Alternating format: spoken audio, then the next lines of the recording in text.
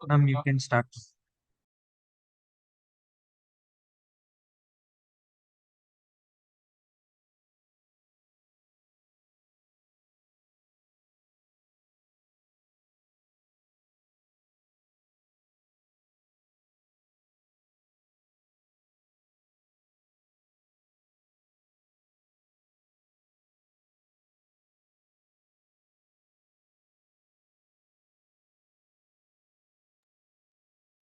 Good afternoon everyone.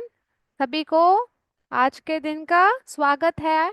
और आज हम क्या करने वाले हैं? आज हमारा नया साल शुरू करने वाले हैं। We are going to start with a new year. वापस से आज आज आप नए कक्षा में आ चुके हैं, तो उसके लिए सभी को congratulations. You all have started a new class today. छठवीं क्लास से आप सेवेंथ क्लास तक पहुंच गए हैं एग्जाम्स क्लियर करने के लिए। सभी को कंग्रेचुलेशंस बच्चों। सभी को गुड आफ्टरनून भी बच्चों। तो आज का पहला लेसन हम जो पोएम है थैंक यू गॉड, वो आज हम शुरू करने वाले हैं। तो आज दो बच्चे थैंक यू गॉड बोलने वाले हैं। थैंक यू गॉड क्यों बोलना चाहिए? बहुत एक अच्छा पोएम से आज का क्लास हम शुरू कर रहे हैं। थैंक यू गॉड का मतलब क्या है? धन्यवाद। भगवान को हम धन्यवाद कर रहे हैं। किस किस विषय के लिए हम धन्यवाद कर रहे हैं, हम आज के क्लास में वो देखेंगे। We will see that in today's poem. ठीक है बच्चों, तो आज हम थैंक यू गॉड धन्यवाद कर रहे हैं। किन से? ईश्वर को धन्यवाद कह रहे हैं। क्यों कह रहे हैं? क्योंकि हमें जो दुनिया में मिला है, जो भी चीजें मिले हैं, उसके लिए हमें ग्रेटफुल रहना चाहिए। क्या रहना चाहिए? We should feel grateful and thankful. हमारे माँ बाप के लिए, हमारे अच्छे स्कूल के लिए, सभी के लिए, अपने दोस्तों के लिए, खाने के लिए, सब आसपास जो भी चीजें हैं उसके लिए हमें धन्यवाद कहना चाहिए। किन से? ईश्वर से। ठीक है बच्चों, सो आज let's start with the poem. So today we are going to start with the poem. मैं इंग्लिश में भी बात करूंगी और हिंदी में भी बात करूंगी। ये इंग्लिश क्लास है ना बच्चों, तो इंग्लिश में मैं बात करूंगी, तो मेरे साथ ही बात करते करते आप अच्छा इंग्लिश भी बोलना सीख लेंगे। ठीक है बच्चों, चलिए शुरू करते हैं। तो पोएम का मतलब क्या होता है? What does poem mean? Can anybody tell? Can anybody tell poem का मतलब क्या है? यस बच्चों, कविता कहते हैं ना। पोएम क्या होता है?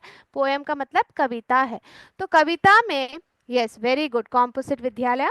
तो पोएम का मतलब है कविता। तो ये पोएम को लिखते कौन है? Who rights this poem? कौन लिखते हैं ये पोएम? वेरी गुड बच्चों, हम पोएट पोएट लिखते हैं। जब आदमी लिखता है, यानी कि जब एक आदमी लिखता है, जब एक पुल्लिंग है, तब आप पोएट कहते हैं। जब कवियत्री होती है तब आप पोएटस कहते हैं। पोएट कौन होता है?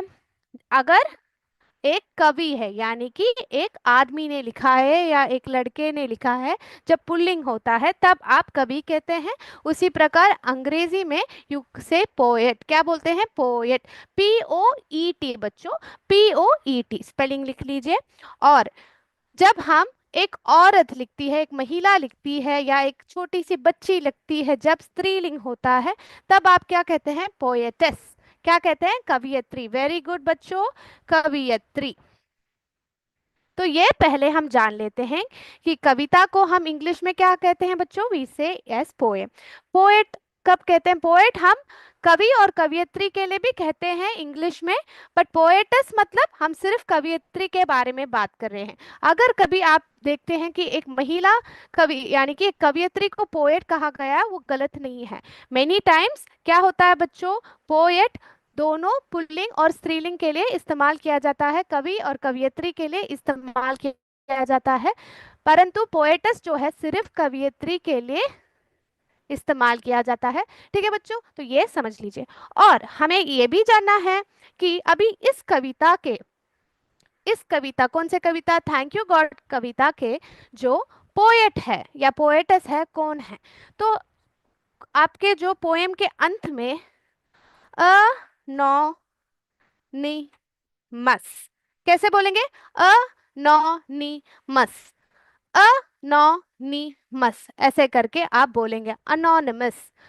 मेरे साथ उच्चारण कीजिए, anonymous, pronounce with me, anonymous. इसका मतलब क्या है? ये किसी का नाम है क्या? नहीं, this is not anybody's name, ये किसी का नाम नहीं है। अनोनिमस का अर्थ है कि किसने ये कविता लिखी है। थैंक यू गॉड कविता किन्होंने लिखी है हमें पता नहीं है, इसलिए हम क्या लिखते हैं? अनोनिमस लिखते हैं। क्या लिखते हैं बच्चों? अनोनिमस। अनोनिमस का अर्थ होता है बच्चों अनाम, यानी कि नाम हमें पता नहीं है, अनाम या गुमनाम। ठीक है बच्चों, जो अनोनिमस का मतलब क्या होता है कि हमें नाम नहीं पता है, किसने ये कविता लिखी है हमें पता नहीं है, इसलिए आपके कविता के अंत में अनोनिमस लिखा गया है। इस ये किसी का नाम नहीं है, इसका अर्थ है अनोनिमस, यानी कि गुमनाम या अनाम होता है बच्चों। ठीक है, ये आपको समझ में आ गया, तो कविता के और बढ़ते हैं। तो इस थैंक यू गॉड कविता के, thank you God poems, poet का नाम हमें नहीं जानते हैं, जो कवियत्री है या कवि है ये भी नहीं जानते हैं, उनका नाम हम नहीं जानते हैं, इसलिए अनोनिमस है, अनोनिमस। ठीक है बच्चों, तो आगे बढ़ते हैं, कविता के और बढ़ते हैं बच्चों। चलो शुरू करते हैं आज का पहला क्लास, इस साल का पहला क्लास धन्यवाद कहते हुए। किन से धन्यवाद कह रहे हैं? भगवान से धन्यवाद कर रहे हैं। ये दोनों प्यारे बच्चे आपके जैसे, ये दोनों भी प्यारे बच्चे हैं, इन प्यारे बच्चों के साथ आप भी भगवान का शुक्रिया अदा कीजिएगा। तो चले, let's start with today's poem. So first thing is, for all the things around us. For all the things around us. इसका मतलब क्या है? For all the things around us का मतलब क्या है? अपने जो आस पास, अराउंड का मतलब है जो आस पास चीजें, थिंग्स क्या होते हैं? वस्तुएं या चीजें। तो अपने आस पास सभी, ऑल का मतलब है सभी, for all the things around us का मतलब है सभी, थिंग्स का मतलब है चीजें, अराउंड अस का मतलब क्या है? हमारे जो आसपास है। So for all the things around us, अपने आसपास सभी चीजों के लिए, बिग एंड स्मॉल।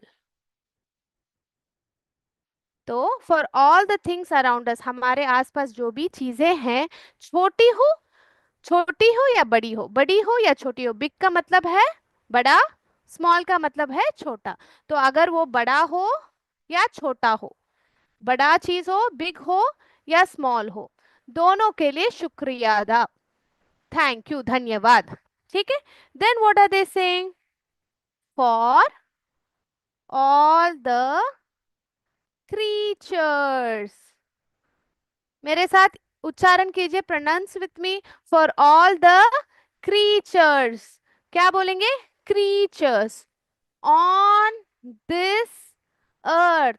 इसका मतलब क्या होता है बच्चों? किसी को पता है? क्रीचर्स का मतलब क्या होता है? For all the creatures on this earth, creatures का मतलब क्या होता है? यस बच्चों, प्राणियों, इस धरती पर सभी प्राणियों के लिए, for all the creatures on this अर्थ। हमें पता है ऑल का मतलब है सभी, क्रीचर्स का मतलब है प्राणियों, अर्थ का मतलब क्या होता है? धरती। For all the creatures on this अर्थ, तो सभी प्राणियों जो हमारे भूमि में, हमारे धरती में रहते हैं, उनके लिए धन्यवाद। So for all the creatures on this earth, short and tall. Short and tall मतलब, शॉर्ट मतलब लंबाई में छोटा हो, और टॉल का मतलब है अच्छी तरह लंबा हो। आपको जो शॉर्ट प्राणी पता है कौन सा है? आप बोल सकते हैं जैसे खरगोश होता है, आप उसको कह सकते हैं, या कछुआ होता है, जो हमारा कछुआ होता है उसको कह सकते हैं। और टॉल कौन से प्राणी? हाँ, जैसे जिराफ, जिराफ जैसे जो हमारा एक लंबा एनिमल है। जैसे कि शॉर्ट का मतलब है जो बहुत छोटा हो, जो हाइट में बहुत छोटा हो, शॉर्ट। एंड टॉल का मतलब है जब लंबा हो, जैसे कि जिराफ। ठीक है बच्चों, so for all the creatures on this earth, short and tall. Okay, so what are they saying? For what are they saying? For they are saying thank you God for all the things around us, big and small. Thank you God for all the creatures on this earth, creatures का मतलब है प्राणियों और अर्थ का मतलब है धरती, short and tall. ठीक है बच्चों, next let's go for the next line, जो पंक्ति है, अगला जो पंक्ति है उसके और चले। Yes, for the lovely blue sky, the sun, the moon, and all. ठीक है बच्चों, so what are they saying, for the lovely blue sky. Lovely blue sky मतलब क्या है, प्यारे नीले आकाश। तो स्काई को कहते हैं आकाश कहते हैं, नीला ब्लू जो रंग है। So for the lovely blue sky, the sun, sun का मतलब है वेरी गुड सूरज, द मून, मून को क्या कहते हैं, वेरी गुड, चैट बॉक्स में यूपीएस गजबपुर आप एक्टिवली आप आंसर दे रहे हैं। For the lovely blue sky, sky को हाँ आकाश कहते हैं, द सन को सूरज कहते हैं, मून को क्या कहते हैं, very good Chandrama, C S Anantpur. And all, all का मतलब है सभी। तो सभी चीजों के लिए, नीले आकाश के लिए, सूरज के लिए और चंद्रमा के लिए धन्यवाद। वेरी गुड बच्चों। Now let's move to the next part, let me remove this. अगले जो पंक्ति है उसके और हम बढ़ते हैं। अभी हमने किन किन को धन्यवाद कहा, हमने हमारे आसपास जो चीजें हैं उनको हमने, उसके लिए हमने धन्यवाद मांगा, जो क्रीचर्स है प्राणियां हैं उनके लिए मांगा, नीले आकाश the sun and the moon उनके लिए भी हमने धन्यवाद मांगा भगवान से। The next line is all mighty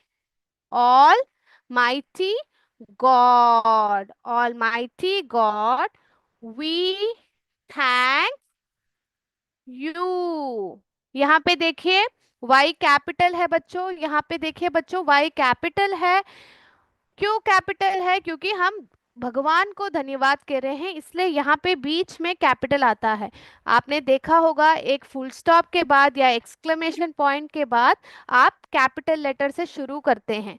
yes बच्चों, ये सर्वशक्तिमान यूपीएस गजबपुर आपको ऑल माइटी गॉड कहा है, ऑल माइटी का मतलब है सर्वशक्तिमान, वेरी गुड, सर्वशक्तिमान भगवान को हम क्या कह रहे हैं, we thank you and to you we call, और आपको पुकार रहे हैं, वी कॉल। ठीक है बच्चों, हम क्या कर रहे हैं, we are thanking the all mighty God मतलब सर्वशक्तिमान, we thank you and to you we call, very good. Next what is it, bless, bless का मतलब है क्या होता है, आशीर्वाद देना ना बच्चों, ब्लेस, तो bless each one of us in your name, यहाँ पे वाई भी यहाँ पे कैपिटल है, bless each one of us in your name, name यानी कि नाम, as we pray, as we pray, हम जब प्रार्थना कह रहे हैं तब हमें हर एक आदमी, तो मैं प्रार्थना बोल रही हूँ, आप भी बोल रहे हैं मेरे साथ, तो प्रति एक इंसान को ईच वन ऑफ अस, प्रति एक, इसका मतलब है ईच वन का मतलब है प्रति एक आदमी को या इंसान को या बच्चे को आशीर्वाद दीजिए, जब हम आपका नाम लेके प्रार्थना कर रहे हैं। Bless each one of us in your name as we pray, almighty God we thank you and to you we call, आपको हम पुकार रहे हैं, bless each one of us, प्रत्येक इंसान को आशीर्वाद दीजिए, your name as we pray, in your name as we pray, जैसे आपका नाम पुकारते हुए जब हम प्रार्थना कर रहे हैं तब आप प्रत्येक इंसान को आशीर्वाद दीजिए।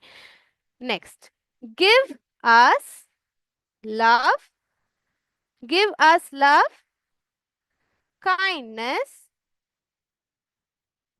एंड करेज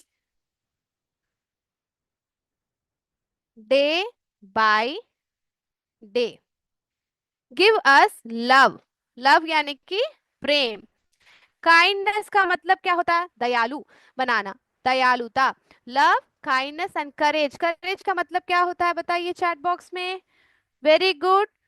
साहस। क्या कहते हैं? साहस। Give us love, kindness and courage day by day. प्रत्येक दिन हमें प्रेम दीजिए, मन में दयालुता दीजिए और करेज दीजिए, यानी कि साहस दीजिए। ठीक है बच्चों, स्नेह भी कहते हैं लव को।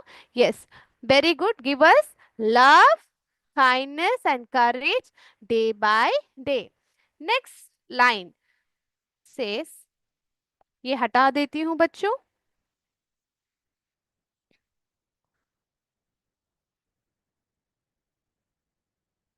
मे we live in peace and harmony. Peace and harmony का मतलब क्या होता है बच्चों? What does peace mean? Very good, शांति। जो जो हमें शांति, हम जहाँ रहे वहाँ हम शांति और सामंजस्य से रहे। हार्मनी का मतलब है सामंजस्य से रहे। तो may we live in peace and harmony where we stay. जहाँ हम रहते हैं वहाँ हमें क्या रखना चाहिए? शांति रहनी चाहिए और पीस एंड हार्मनी रहना चाहिए। ठीक है बच्चों। Give us the strength. Give us the strength to serve you. से बच्चों, may we live in peace and harmony where we stay, ये क्यों हम प्रार्थना करते हैं? कई देशों में, इन मेनी प्लेसेस, वॉर चलता है। ठीक है बच्चों, वहां पे क्या होता है? वहां पे शांति नहीं रहती है, मकान नहीं रहता है, कहीं लोगों को खाना नहीं रहता है। पर हमें वैसा नहीं है ना, हमें रोजी रोटी मिल जाती है। हमें एक घर है, हमारा एक घर है, हमें पढ़ाने के लिए एक स्कूल है, अध्यापक है, हमारे दोस्त है, माता पिता है। तो इसके कारण हमारे मन में क्या बना रहता है? बहुत शांति बनी रहती है। हाँ ना? तो कई देशों में, आपको विदेश में क्या रहता है, वहां पे शांति नहीं बनी रहती है। तो हमें सब ये प्राप्त होता है, रोजी जीवन में हमें ये सब प्राप्त है। तो उसके लिए हमें शुक्रिया अदा कहना चाहिए ना भगवान से, जो हमारे पास है। कई लोगों के पास वो जो बेसिक चीजें होती हैं वह नहीं होता है, तो हमें शुक्रिया कहना चाहिए बच्चों। इसलिए ये कविता बहुत मुख्य है बच्चों, क्योंकि इससे हम कुछ सीख रहे हैं। जो भी हम हमारे आसपास होता है बच्चों, हम कभी कभी क्या करते हैं, ये हमारे पास है इसको एक बड़ा नहीं मानते हैं, बट वो एक बड़ी चीज होती है जब हमें शांति होती है घर पे, प्रेम रहता है, आपके साथ लोग बहुत काइंड रहते हैं, वो बड़ी बात होती है बच्चों। तो हमें क्या करना चाहिए? धन्यवाद कहना चाहिए। और क्या देखना चाहिए? Give us the strength. Strength यानी कि क्या है? स्ट्रेंथ का मतलब है आपको शक्ति दें। किस लिए शक्ति मांग रहे हैं? To serve you. यहाँ पे यू का मतलब क्या है? भगवान को क्या करना चाहिए? सर्व करने के लिए हमें शक्ति चाहिए। ठीक है बच्चों। सो चाहे जो भी हो, हमें आपकी सेवा करने का बल प्रदान करे, ये आप भगवान से मांग रहे हैं ताकि उनकी आप सेवा कर पाए। Give us the strength to serve you come what may. इसका मतलब क्या है? कम वॉट में का मतलब क्या है बच्चों? मई का मतलब यहाँ पे जून जुलाई अगस्त सितंबर, वैसा अप्रैल में, ये मई नहीं है यहाँ पे। वो अगर होता तो यहाँ पे वो कैपिटल लेटर में होता बच्चों। तो आप सोचेंगे जुलाई का मई का महीना कहते हैं ना अप्रैल में, अगला महीना जो है मई है। अगर वो होता तो कैपिटल एम रहता बच्चों। यहाँ पे देखिए स्मॉल एम है। ठीक है, तो इसका मतलब है कम वॉट में कुछ भी हो जाए, मैं आपकी सेवा कर पाऊँ। इस मई का मतलब है जो पांचवा महीना होता है, फिफ्थ मंथ होता है, इस मई का मतलब ये है। ठीक है बच्चों, तो कंफ्यूज मत हो जाइएगा। ठीक है। Give us the strength to serve you come what may, जो भी हो जाए आपकी सेवा में कर पाऊं, इसकी शक्ति दीजिए।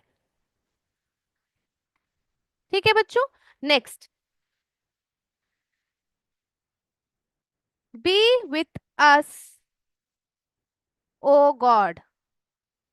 B with us O God in what we say and do. इसका मतलब क्या है बच्चों? इसका मतलब क्या है बच्चों, बोलिए। Very good. बी विथ अस यानी कि हमारे साथ रहिए। ओ गॉड, हे भगवान हमारे साथ रहिए। क्यों? हे ईश्वर हमारे साथ रहे, हम जो कहें और करें। ठीक है बच्चों, जो कहे और करे हम हमारे साथ रहिए।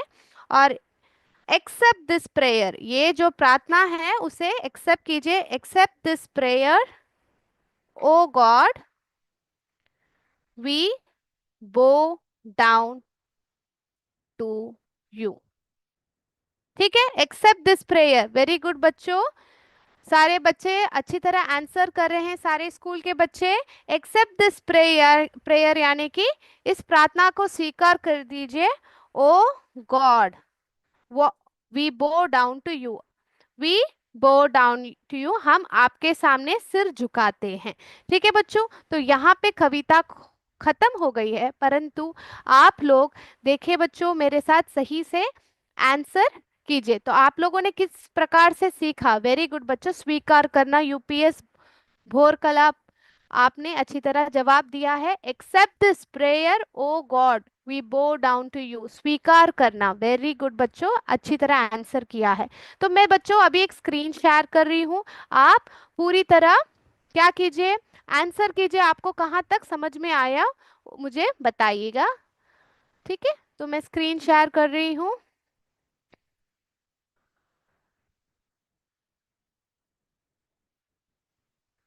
एक मिनट बच्चों।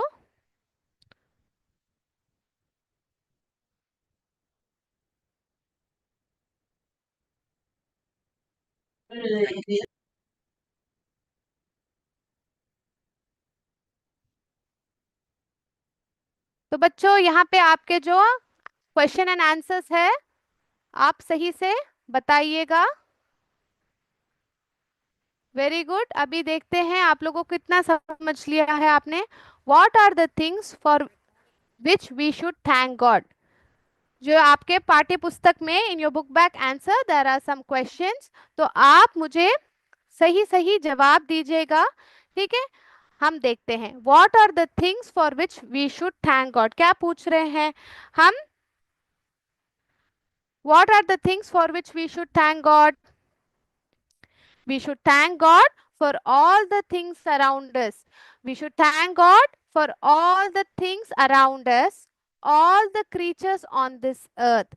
हम भगवान से क्यों धन्यवाद मांग रहे हैं? For all the things around us. For all the things around us. Very good. And और किस लिए? हमारे आसपास जो creatures है, for all the creatures on this earth and all the things in the universe. CS Devpur, CS Rakhi Newada, CS Saraswan, CS Bhorkalapur, सबने सही से जवाब दिया है। Very good. नेक्स्ट, अगला question. What are we asking God to give us? Answer बताइए, what are we asking God to give us? We are asking God to give us strength to serve him. हम भगवान से क्या मांग रहे हैं? What was the question? Question क्या था? What are we asking God to give us? God, we are asking God to give us strength to serve Him. ये सिर्फ नहीं बच्चों, हम क्या क्या मांग रहे हैं? हम मांग रहे हैं स्ट्रेंथ, मांग रहे हैं और करेज मांग रहे हैं। We also can tell that we are asking God to give us love, kindness and courage.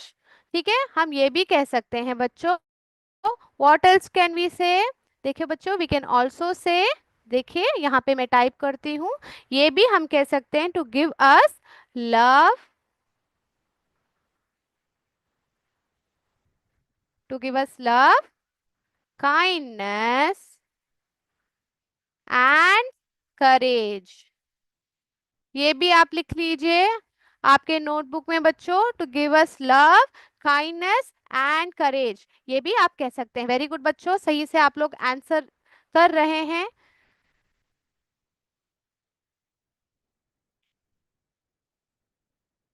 Next question is what does live in peace and harmony mean? What does live in peace and harmony mean? क्या मतलब है बच्चों? Living in peace and harmony means that we should not fight with others. लोगों के साथ झगड़ा नहीं करना चाहिए. We should not fight with others and cooperate with others. Cooperate यानी कि उनके साथ कॉपरेट करके रहना चाहिए इन एवरी मैटर. हर एक विषय में हमें कॉपरेट करना चाहिए, झगड़ा नहीं करना चाहिए, so that there is peace and harmony everywhere. Very good बच्चों. किरातपुर, दईपुर, पिलोरी, सब लोगों ने अच्छी तरह आंसर दे रखा है. Living in peace and harmony का मतलब है शांति से रहना. रखने का मतलब क्या है? वहां पे हम झगड़ा नहीं करना चाहिए, एक दूसरे की सहायता करना चाहिए. We should cooperate in every matter. इसका मतलब है, आंसर नोट नहीं कर पा रहे हैं. ठीक है बच्चों, ये लाइव में भी है तो आप बाद में आंसर लिख सकते हैं. ठीक है. लिविंग इन, अभी आप लिख लीजिए, living in peace and harmony means that we should not fight. We should not fight with others. हम क्या नहीं करना चाहिए? लोगों के साथ झगड़ा नहीं करना चाहिए. और क्या नहीं करना चाहिए हमें? बताइए. हमें क्या नहीं करना? झगड़ा नहीं करना चाहिए. और we should be living in peace and harmony, should not fight with others and cooperate with others. लोगों के साथ cooperate करना चाहिए so that peace and harmony सब जगह, everywhere का मतलब है सब जगह पे वो हमें प्राप्त हो सके. ठीक है. Now let's go to the next question. सब लोगों ने आंसर ट्रू बोल रखा है. नेक्स्ट क्वेश्चन है, why does the poet want strength? Why does the poet want strength? क्यों उनको शक्ति चाहिए? आंसर के लिए कीजिए.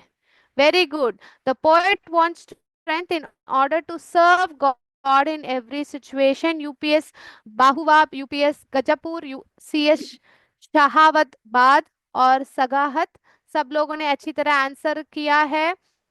CS पिलोरी हर आंसर के लिए जवाब दे रहे हैं. वेरी गुड बच्चों. ममता देवी अच्छी तरह आप बता रहे हैं. The poet wants strength in order to serve God. भगवान की सेवा करने के लिए हर एक सिचुएशन में, in every situation. Okay. Next question, last question क्या है? What does the word all mighty mean in the poem? All mighty जो शब्द है उसका अर्थ क्या है, पूछा गया है. हमें पता है ऑल माइटी का मतलब है सर्वशक्तिमान हिंदी में, पर इसको आप इंग्लिश में कैसे कहेंगे?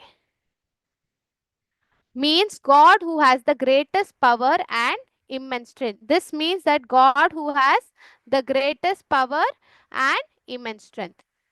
ठीक है बच्चों. So this is true. CS Devpur, UPS Gajpur, UPS बाहू, आप लोगों ने सही से आंसर कर दिया है. तो आज का क्लास बच्चों यहीं पे हम समाप्त करते हैं. अगले क्लास में मिलेंगे. इसके बाद आपका साइंस का क्लास रहेगा. तो अगले क्लास में हम पोएम का रिकैप करेंगे और थोड़ी क्वेश्चन आंसर सॉल्व करेंगे. तो अगले क्लास में मिलेंगे बच्चों. जय विद्या शक्ति, जय हिंद, जय भारत. थैंक यू बच्चों.